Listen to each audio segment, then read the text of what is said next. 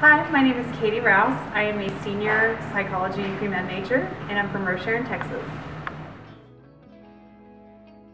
4 years ago, my mother was diagnosed with breast cancer, and it was one of the hardest times that my family had ever gone through.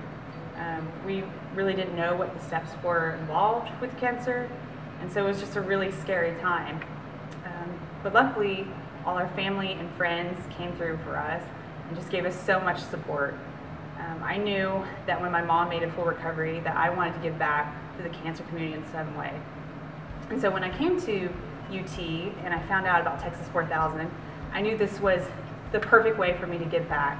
I've always been an avid marathon runner and half marathon runner, and so really to join an organization where you push your body to the absolute limit, I knew that this was going to be just the perfect way for me to give back.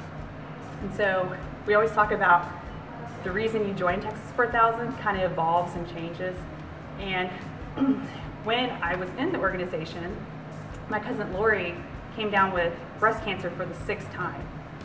And my family struggled so much with just my mom coming down with cancer one time. I can't even imagine what it would be like to be told for the 6th time that you had cancer.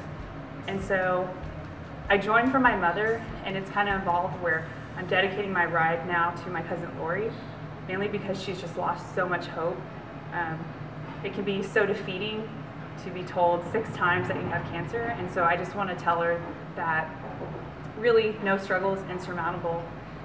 Some people think that riding to Alaska is impossible, just like beating cancer for 6 times is impossible, and I just want to show her that really anything can be done and nothing is impossible. One of my favorite memories has been when we took our century test, or our 100 miles. I came into this organization being one of the stronger riders, and so having a previous cycling background, I never really struggled with some of the things that my teammates did. But when we took our century test, it was just extremely hot that day, and the course is just challenging, even if the weather wasn't bad. And it was the first time that I actually struggled on the bike. There was a time when I was just completely dehydrated and my legs were starting to cramp up from lack of electrolytes, and I just mentally broke down on the bike. 2 of my other teammates were also taking the century with me, and I knew that they wanted to hurry and get back as soon as possible to the CPE building. But instead, there I was, like, struggling up every hill and every headwind that was being thrown at us. And they were just so understanding and patient with me the whole time. Really through the whole process. I know that one of them had something they had to go to later that day, and another one of my teammates was just struggling on their saddle because they'd been on it too long. So there's just something to be said about a teammate who has the capability to go on ahead and get there faster, but instead chooses to stay by your side at your worst time. It's really just been one of the most powerful moments in my life, and a memory that I will never forget. So I could probably spend all day talking about how Texas 4000 has impacted my life, but one of the greatest ways is that it's taught me what it truly means to be selfless. My generation is usually characterized as the me generation, and the fact that we're always concerned with what we want and what we can get out of something, and Texas 4000 really teaches you the opposite of this.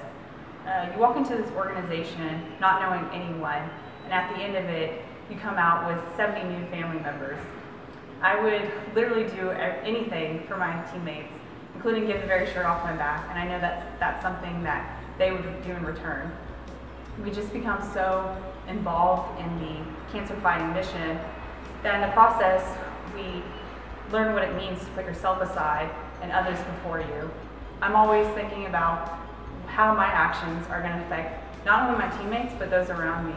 And so it's really just been such an honor to be a part of this organization, because who I am, or who I was when I walked into this organization, is not who I am walking out of it. And I think that the person that I am walking out as is the person that we should all strive to be in just our everyday lives.